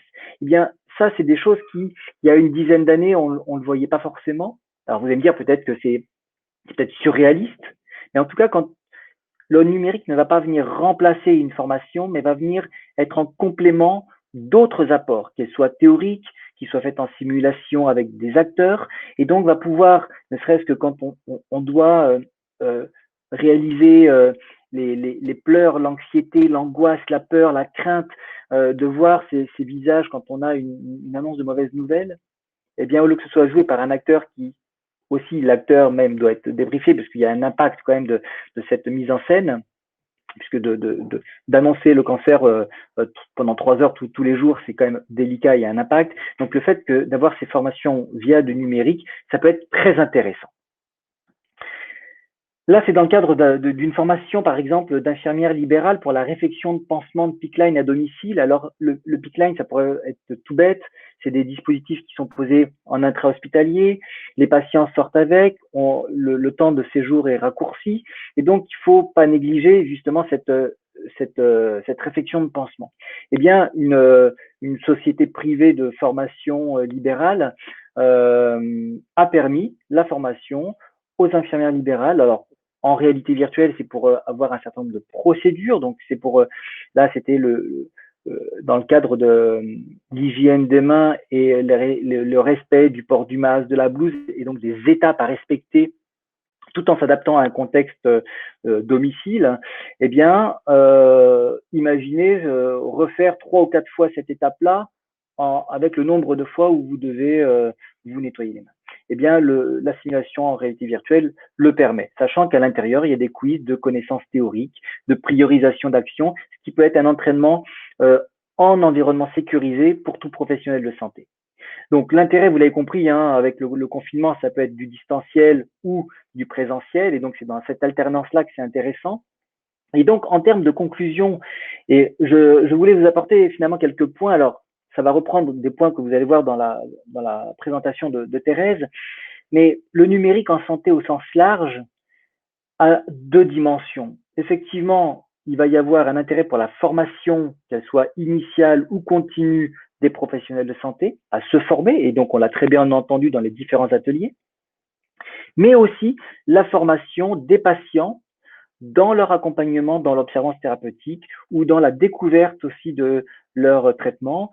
On peut voir que le numérique peut avoir un intérêt. On parlait de tous les acteurs, par exemple, sur l'annonce ou ne serait-ce qu'on a entendu tout à l'heure, on a vu sur une diapositive tous les acteurs qui intervenaient dans la prise en charge à domicile, avec comme les pharmaciens. Imaginez la perte d'information qu'il y a entre une ordonnance papier, entre l'hôpital, la ville, les allers-retours. Eh bien, le numérique permet de sécuriser et donc d'avoir une traçabilité des données. On peut même imaginer que des ordonnances numériques viennent et donc le patient puisse visualiser comment prendre un médicament. Alors, ce qui n'empêche pas, bien sûr, la part du professionnel qui est dans l'infirmière de coordination, l'infirmière libérale. Bien sûr que les infirmières d'éducation thérapeutique, bien sûr qu'elles ont leur place. Ça ne vient pas remplacer, mais ça vient appuyer à certains moments ou renforcer peut-être l'observance. Et donc, le numérique en santé, et que ce soit en formation, qui était ma partie, eh bien, n'est possible qu'en collaboration de professionnels de terrain, de patients. Et puis, Thérèse vous montrera que ça a un intérêt pour le chemin clinique du patient, justement dans la performance, dans le gain, pour améliorer en tout cas le chemin clinique dans sa performance. Et de manière très simple, vous l'avez compris que si on forme peut-être mieux les soignants, mieux les patients, que ce soit en distanciel, en présentiel, donc de manière hybridée, eh bien, le professionnel se sentira peut-être plus sécure pour lui, le patient aussi, et si on est en institution ou en libéral, eh bien, on sera aussi sécuritaire pour soi. Et donc, finalement, tout ceci a un intérêt dans la garantie de la qualité et la sécurité des soins, qui finalement est le message clé qu'on doit aborder via le numérique. Parce que le numérique, c'est intéressant, mais dans un but, et on a tous entendu au travers de tous ces ateliers-là, que toutes les formations et les mises à disposition, la collaboration de tous les professionnels, elles avaient un but commun, c'était d'assurer une qualité, une sécurité des soins pour améliorer la prise en charge de nos patients. Donc voilà pour cette faible intervention que Thérèse, si le son marche, viendra renforcer. Alors vous êtes modeste, Guillaume, merci beaucoup en tout cas.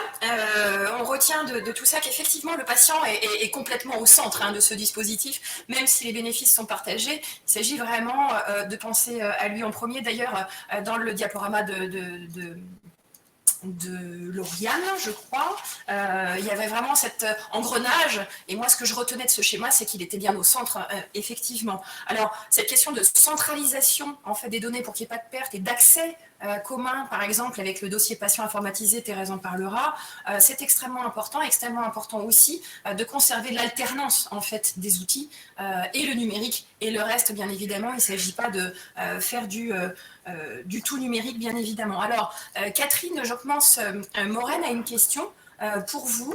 Quels sont les points de rupture? Alors, très rapidement, hein, s'il vous plaît, parce qu'après, sinon, on n'aura pas le temps de voir Thérèse, mais quels sont les points de rupture au bon fonctionnement du numérique et quel pourrait être, selon vous, le rôle de l'ordre dans le cadre de développement de ce virage numérique? Alors, comme je l'ai dit, c'est très délicat de mettre en place de nouveaux outils sans qu'il y ait une adhésion de tout le monde. Et même si je suis persuadé, moi, en formation, de certains bénéfices d'outils, c'est peut-être pas la même chose pour mon collègue, plus ancien ou plus jeune, peu importe. Et donc, il y a une notion de temporalité qui rentre dedans. Et bien sûr que si on devait harmoniser un dossier, et ça le fait, en Espagne, il y a un dossier informatisé pour l'ensemble des réseaux de secours entre le lien entre le domicile et l'hôpital, par exemple. En France, c'est en train de venir. Moi, je suis infirmier sapeur-pompier volontaire. On a un dossier commun entre le SAMU et le SDIS pour qu'il justement il n'y ait pas de perte. Et donc, forcément, au départ, il y a une mise en place qui doit être fait par de la formation. L'ONI peut avoir effectivement presque, j'ai envie de dire, c'est comme quelque chose peut-être d'obligatoire, puisque à un moment donné, comme on l'a très bien entendu au cours d'une des interventions, le professionnel de santé doit se former et doit être tenu de s'informer des nouveautés qu'il y a. Et donc, si effectivement on doit avoir recours spécifiquement à certains nouveaux outils pour améliorer le bénéfice dans la qualité de prise en charge, eh bien, ça fera partie probablement du DPC, d'une formation en développement personnel continu que chaque professionnel devrait ou devra suivre, et peut-être que les instances auraient ou inciteraient en tout cas à cette démarche-là. Merci beaucoup Guillaume pour cette réponse très rapide.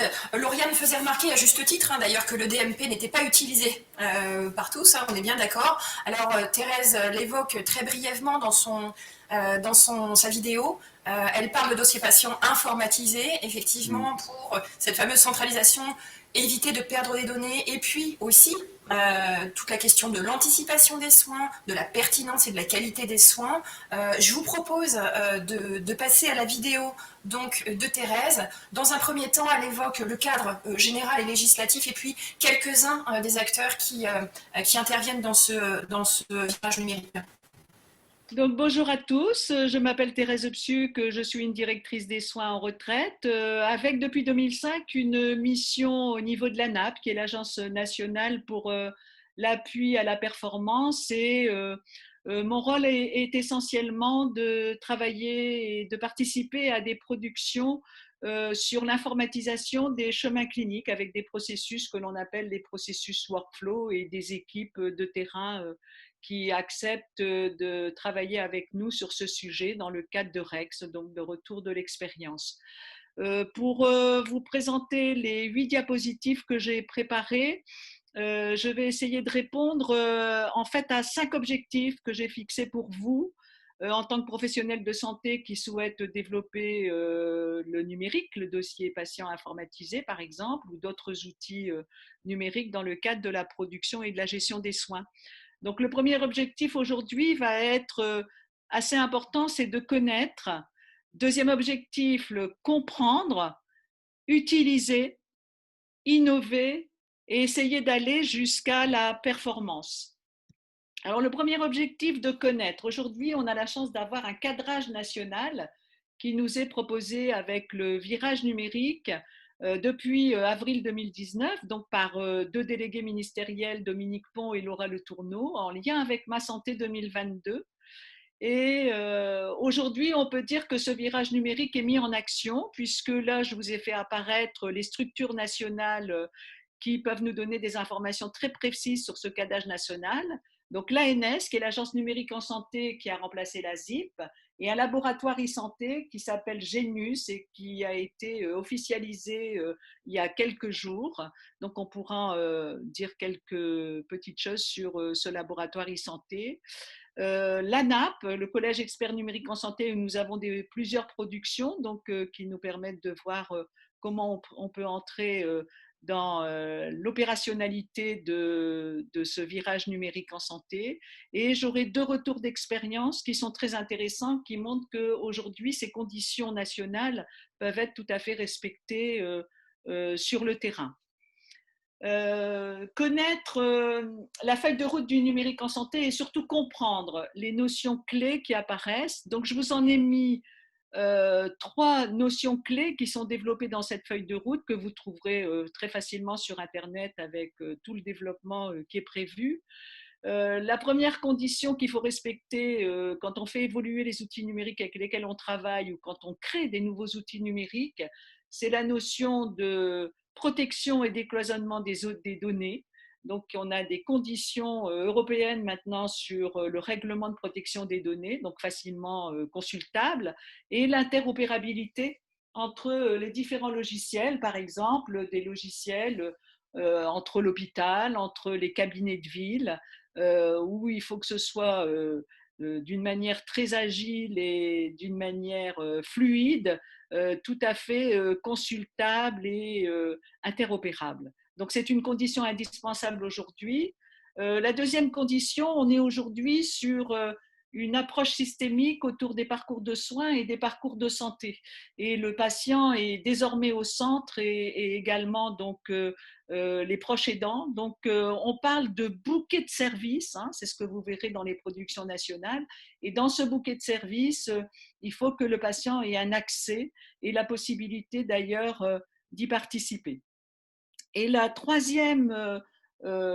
troisième élément clé qui apparaît dans cette feuille de route du numérique en santé et qui commence à être opérationnel aujourd'hui, c'est le regroupement de tout ce bouquet de services dans ce qu'on appelle des plateformes. Et dans les Hauts-de-France, nous avons un excellent exemple avec la plateforme Prédis, qui d'ailleurs s'est très fortement développée dans la crise sanitaire actuelle avec les téléconsultations et la télémédecine, et qui actuellement est en train de faire le lien pour le suivi des parcours de patients entre l'hôpital et les cabinets de ville et les structures de ville. Alors, comprendre également et connaître l'Agence numérique en santé qui met en musique toute cette feuille de route du numérique en santé. Ça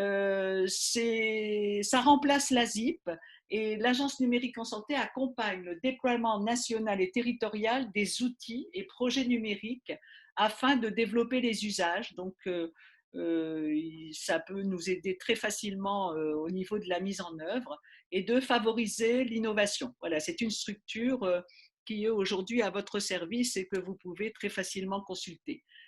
Une structure qui vient aussi d'être officialisée et que vous devez connaître et comprendre exactement ce que vous pouvez trouver comme aide, c'est un laboratoire, un lab e-santé, donc qui est un guichet national de l'innovation du numérique en santé. Et là, je vous ai mis le lien d'ailleurs sur cette diapositive. Ça vous oriente pour trouver rapidement une bonne information, un bon interlocuteur, avec des fiches pratiques qui vont vraiment être de plus en plus aidantes dans cette orientation. Alors, comprendre aussi l'innovation qu'il peut y avoir pour respecter justement les notions clés de la feuille de route du virage numérique. Au niveau de l'ANAP, nous sommes centrés de plus en plus dans le Collège des experts du numérique en santé sur des retours d'expérience, des innovations donc, qui sont développées. Et j'ai sélectionné 3 productions qui peuvent tout à fait vous aider aujourd'hui dans l'évolution des outils numériques en santé. Il y a une condition qui me paraît aujourd'hui indispensable, c'est d'arriver très rapidement à 0 papier. Et nous avons une production donc, qui vous donne toutes les conditions et toutes les conditions juridiques qui doivent être respectées pour être à zéro papier, pour soigner, pourquoi, comment. Donc, ce sont des productions que vous pouvez trouver très facilement sur le site de la NAP, qui sont gratuites, que vous pouvez charger et que vous pouvez utiliser. Il y a une deuxième production à laquelle j'ai eu l'honneur de participer qui s'intitule « Associer les usagers à la conception des services numériques ».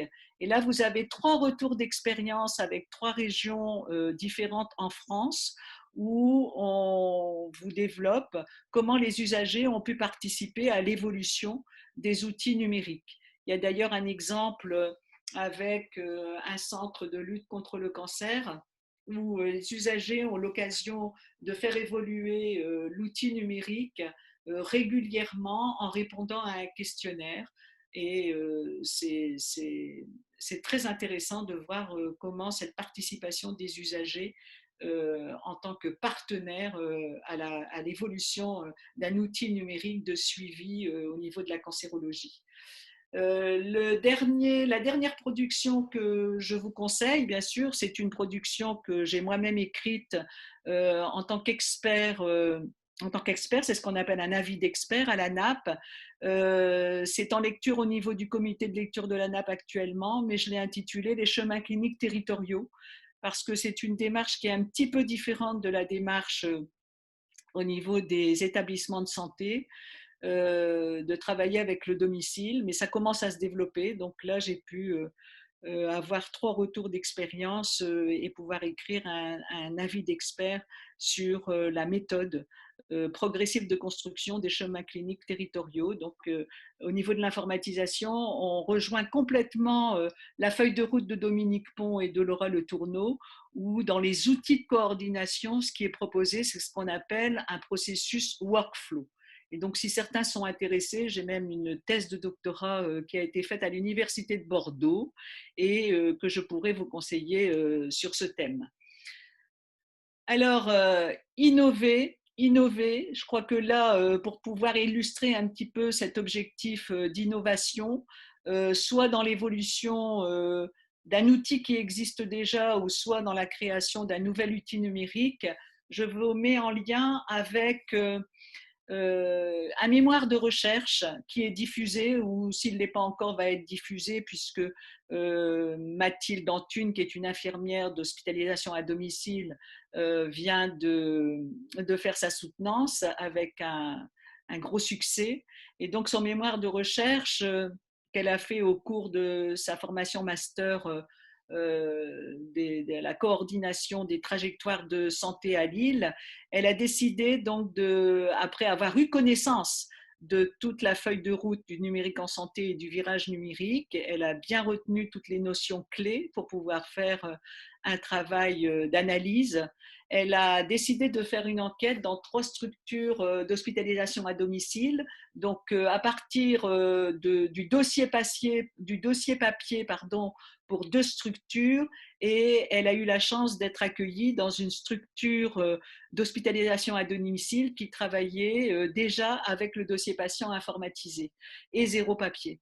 Donc, elle a pu mettre en évidence tout à fait la plus-value du dossier patient informatisé, aussi bien dans la coordination, puisque c'était son concept clé, donc dans la coordination entre les professionnels de santé et sur la qualité, bien sûr, des soins et la sécurité des soins. Donc, son travail a permis de mettre cela en évidence. Vous pourrez avoir accès, si vous voulez, à ce travail qui va être diffusé.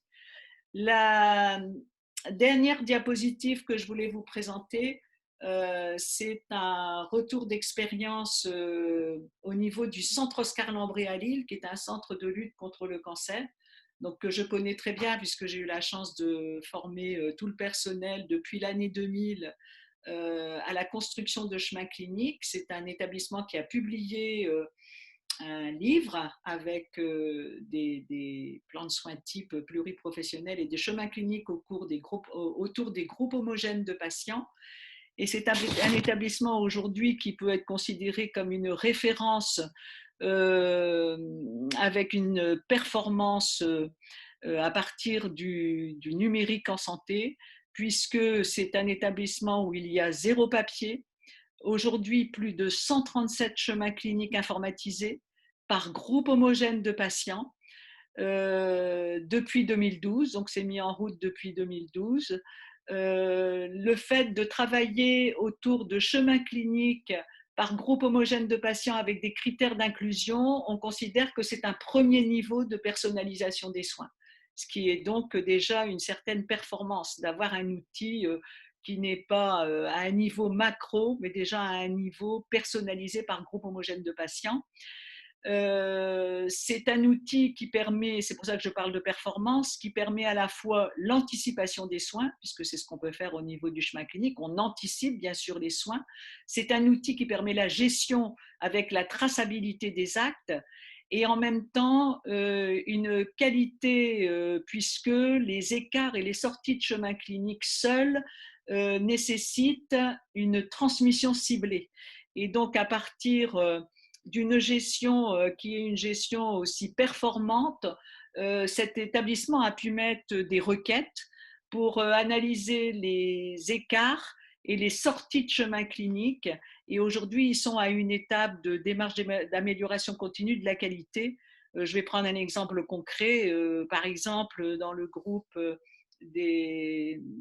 homogène de patients des personnes mastectomisées, on a par exemple l'anxiété post-opératoire qui était souvent rédigée pour les patientes dans les transmissions ciblées, et la directrice des soins, donc en voyant cette analyse, a décidé avec le chef de pôle de mettre en place un groupe de démarche d'amélioration continue de la qualité pour voir ce qu'on pouvait faire de plus au niveau de la prise en charge de ces patientes pour diminuer cette anxiété post-opératoire. Voilà, j'ai choisi cet exemple-là parce qu'on est vraiment à un niveau performance qui est tout à fait intéressant.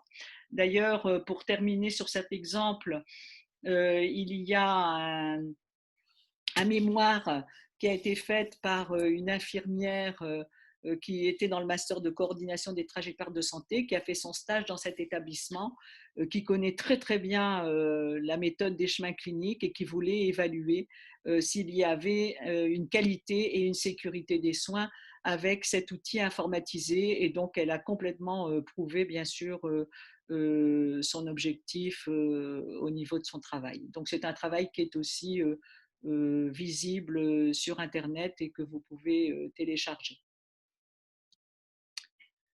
Donc, je terminerai, puisque j'ai parlé des chemins cliniques, je terminerai par un lien également avec 3 productions donc, qui peuvent vous intéresser, hein, que l'on a publiées au niveau du site de l'ANAP, voilà, où vous trouvez d'ailleurs des exemples concrets à l'intérieur dans les chemins cliniques informatisés.